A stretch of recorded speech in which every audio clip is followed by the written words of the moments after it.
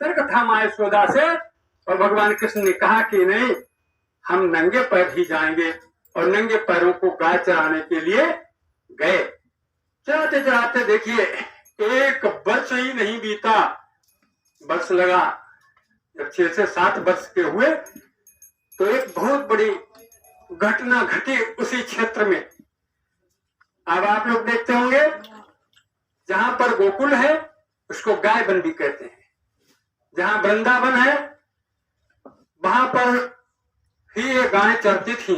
और याद रखो, ब्रज उस क्षेत्र को कहते हैं जहां पर सबसे ज्यादा गाय पाली जाती हो, और जहां पर सबसे ज्यादा घोड़े पाले जाते हो वहां पर अरब कहा जाता है। अरबन माने संस्कृत में घोड़ा ही होता है। और जहां सर्वाधिक भेड़ पाली जाती हो वो क्षेत्र को गंधार कहते हैं, जिसको अफगानिस्तान आप बोलते हो।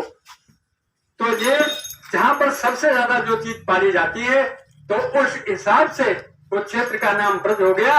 और भगवान कृष्ण गाय चरा रहे थे। तो जैसे कि हमारे यहाँ दीपावली होती है, याद रखो, दीपावली का राम से संबंध कोई नहीं है। दीपावली का संबंध राम से नहीं है, दशहरा का संबंध राम से नहीं है। दशहरा तो राम से पहले भी मनाया जाता था, दीपावली राम से पहले मनाई जाती थी।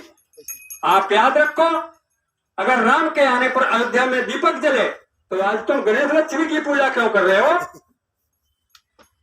उससे पहले ही रघुवंश को आप पढ़ेंगे तो वहां पर जैसे दशहरा होता था, हमारा वर्षा ऋतु खत्म हो जाती थी, और वर्षा ऋतु जब खत्म हो जाती थी तो अगली ऋतु आ जाती थी।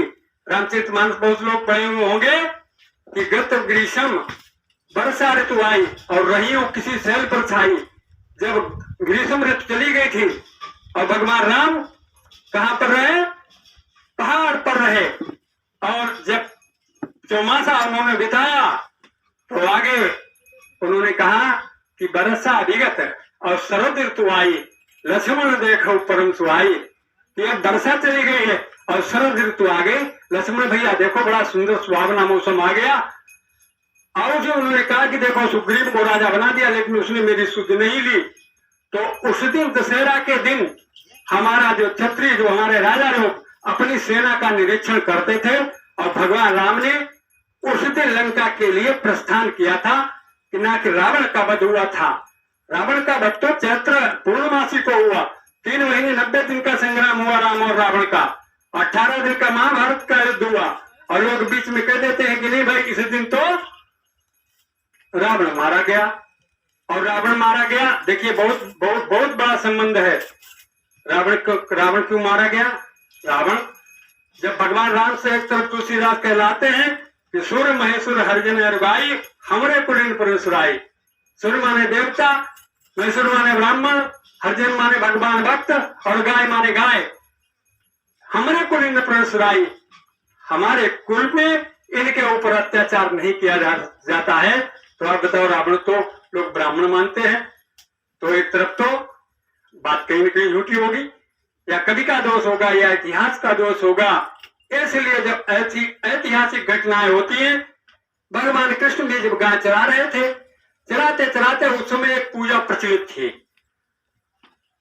राम का काल था तब भी इंद्र था, और कृष्ण का काल तब भी इंद्र था। इंद्र एक ऐसा बाहुबली व्यक्ति जिसके ऊपर कोई प्रतिबंध नहीं, ऐसा गुंडा जो अहिल्या के साथ छल करता है, उसको कोई रोकने वाला नहीं होता है, और सीधे अहिल्या पर 200 लगा देता कि इसने हमको बुलाया था। और 25 साल तक अहिल्या पत्थर के बद खड़ी रही। और आज कृष्ण की पूजा ब्रज में भी हो रही है। इंद्र की पूजा हो रही है, और सभी लोग पूजा कर रहे हैं। दीपावली के दिन से वहां पूजा प्रारंभ हो जाती थी। तो भगवान कृष्ण ने कहा कि इस वर्ष में हम लोग कोई भी इंद्र की पूजा नहीं करेंगे। इंद्र हमको क्या देता है? लोग कहते हैं वर्षा का देवता इंद्र कहा जाता है।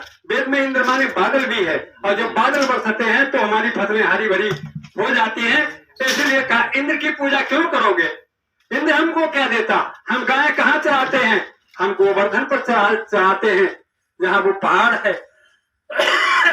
तो इसलिए हम लोग वहां पर चलेंगे, गोवर्धन की पूजा करेंगे। अब जब इंद्र को पता लगा कि भाई हमारी पूजा इस बार मना कर दी गई है, और पूजा किसकी हो रही है? गोवर्धन की बड़ा जबरदस्त बारिश हुई। एक दिन नहीं 7 दिन तक लगातार पानी बरसा और इतना पानी बरसा कि चारों तरफ हाहाकार मच गया, जैसे बाढ़ आ जाए। से बहुत ज्यादा अतिवृष्टि अनावृष्टि, सूखा और बाढ़ दोनों ही किसान के लिए, क्षेत्र के लिए, पशुओं के लिए घातक होता है। अब जब पानी बरस रहा था, देखिए बहुत शंकाएं होगी और हम लोग मंचों पर जाते तो बहुत सारे सवाल उठते। भाई गोवर्धन पहाड़ कैसे उठा लिया? और गोवर्धन पहाड़ अगर उठा लिया तो नीचे गड्ढा हो गया, और गड्ढा हो गया तो पानी भी होगा। निश्चित रूप से जब बाढ़ आती है, वर्षा होती है, तो हम अपना सामान ऊंचे पर रखते हैं। इंद्र ने जितनी भी वर्षा की, नीचे पानी भर गया कि हमारी घास फूस फसलें सब थी डूब गई थी। तो कहां चलोगी? गोवर्धन पर्वत इतना ऊंचा है, वहां पर ही सब गायों को ले गए, बछड़ों को ले गए, और जितने सब लोगों को थे कि चलो पहाड़ पर चलेंगे, हालांकि कितना बरसेगा, पहाड़ पर थोड़ी पानी आ जाएगा। तो गोवर्धन की पूजा की, गोवर्धन ने रक्षा की। देखिए व्याकरण की दृष्टि गोवर्धन के अर्थ होते हैं गो बर धन। गो माने गाय और वर माने श्रेष्ठ, धन माने धन। सबसे श्रेष्ठ धन अगर कोई कहा गया है तो वो गोवर्धन है। और दूसरी बात है कि गोवर्धन, एक गो और वर्धन, वर्ध माने होता है बढ़ना, अर्थात हम लोग गायों की वृद्धि करें। तीसरा अर्थ कहा गया है कि गो बध ना, हम गाय को मारे नहीं। वेद कहता है मां हिंसी है, हिंसा मत करो, पशुन पाई, पशुओं की रक्षा करो। वैदिक आदर्श है हमारे यहाँ पर। वेद कहता है माधवीर गावो भवंतुना, हमारी गौ में दूध देने वाली हूं। वेद कहता है गावो विश्वस्य मात्रा, गाय विश्व की माता है।